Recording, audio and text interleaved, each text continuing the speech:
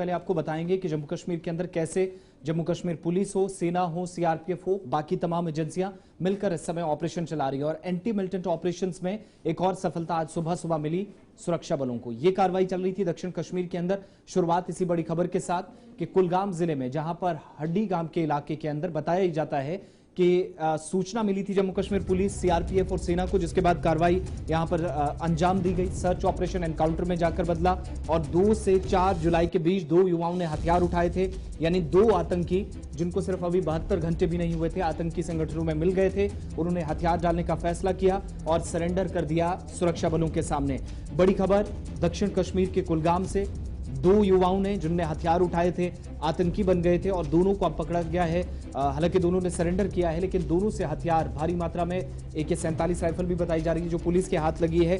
कुल मिलाकर अभी तक जो कंफर्मेशन हो रही है, दोनों जो कि TRF से यानी लश्कर के साथ काम करने वाला जो संगठन है, काफी समय से सक्रिय रहा है। अब जाकर कार्रवाई करते हुए इन दोनों को वापस परिवार वालों ने अपील की, पुलिस अधिकारियों की तरफ से अपील की गई और उसके बाद इन लोगों की जान बची है जाकर।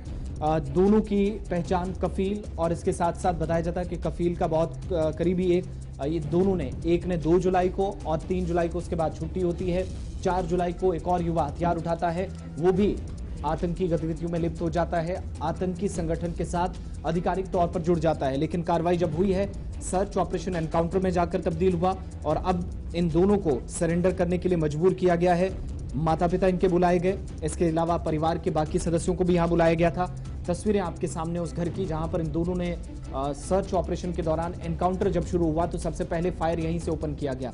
उसके बाद इन युवाओं की बहनों को भी बुलाया जाता है, उनसे अपील करवाई गई और वो जो मां नाम से एक कार्यक्रम चलाया है जम्मू कश्मीर पुलिस ने, जिसमें आतंकियों को अगर कोई हथियार छोड़ना चाहता है, मुख्य धारा में कोई लौटना चाहता है तो उसे अवसर एक दिया जाता है। तो उस कार्यक्रम के तहत यहां पर भी पहले गोलियां जरूर चली, लेकिन दोनों बचे और उसके बाद लाउड स्पीकर के जरिए दोनों से अपील कराई गई, वापस ये अपने घर अब आएंगे। लेकिन फिलहाल पुलिस के पास है, क्योंकि हो सकता है इनके साथ कुछ और लोग हों, जिनको, कौन से ऐसे लोग हैं जिन्होंने इस तरफ इनको आकर्षित किया, कहा कि आप आइए, ये रास्ता सही है। 2 जुलाई को एक व्यक्ति चला जाता है, कुछ दिनों के बाद 72 घंटों में एक और व्यक्ति जो कि हथियार उठा लेता है।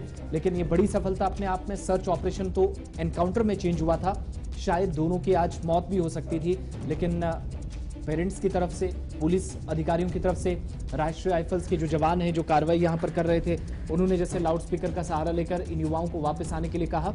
अब जाकर 2 रास्ते थे, या आप मरिए या मुख्य धारा में लौटिए।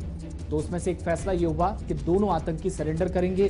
कफील मीर और उनके साथी को, जिन्हें अब पुलिस अपनी कस्टडी में लेकर पुलिस पूछताछ तो कर रही है, लेकिन बड़ी बात है कि दक्षिण कश्मीर के अंदर कार्रवाइयां एक लंबे समय से चल रही है। ये पहली बात नहीं है।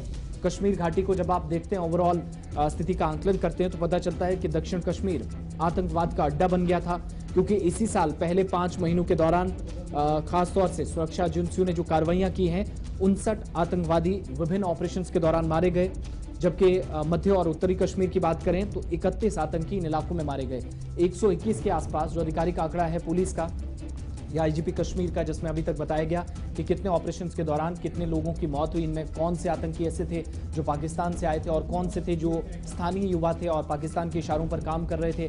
कुछ लोग आतंक का सहारा और कुछ लोग आतंक का साथ देने वाले, यानी दोनों तरह के लोग थे। अब कार्रवाई जब हुई है तो 59 दक्षिण कश्मीर के अंदर अब तक पहले 5 महीनों के दौरान जिन आतंकियों को मार गिराया गया है, जबकि उत्तरी कश्मीर के साथ साथ आप देखेंगे सेंट्रल कश्मीर के अंदर 31 आतंकी मारे गए हैं। जनवरी और मई के महीनों के बीच ही घाटी में 90 आतंकियों में से 26 पाकिस्तानी ऐसे नागरिक थे जो हथियार लेकर आए थे, माहौल बिगाड़ना चाह रहे थे, लेकिन यहां उनकी जिंदगी खत्म हुई, अंत हुआ इन्हीं ऑपरेशंस के दौरान।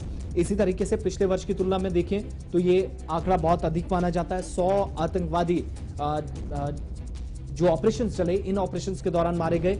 20 विदेशी सहित 182 आतंकी जो पिछले साल मारे गए थे। इस साल वो आंकड़ा और भी तेजी के साथ बढ़ सकता है, क्योंकि सिर्फ 6 महीनों के दौरान, जून की 30 तारीख तक ही विभिन्न ऑपरेशंस के दौरान 100 से अधिक ऐसे अभियान चले हैं, जहां पर अब तक 121 आतंकी मारे जा चुके हैं, जिनमें 2 दर्जन से अधिक जो हैं वो पाकिस्तान से और बाकी जो स्थानीय थे। लेकिन आज ये बड़ी सफलता, 2 युवाओं की जान बची है। सुरक्षा एजेंसियों ने बड़ी भूमिका इसमें निभाई है। उनके पेरेंट्स को बुलाया गया, उनसे अपील कराई गई और कफील मीर और उनके साथी, जिनने हथियार छोड़कर मुख्यधारा में लौटने का फैसला किया। अब ऑपरेशन मां के अंतर्गत इनके फिलहाल कस्टडी में सवाल जवाब होंगे, पूछताछ होगी और पूछताछ के बाद इन्हें मुख्यधारा में लौटने का अवसर दिया जाएगा, जब इन्हें घर वालों के हवाले जिम्मेदारी तय करके वापस सौंप दिया जाएगा।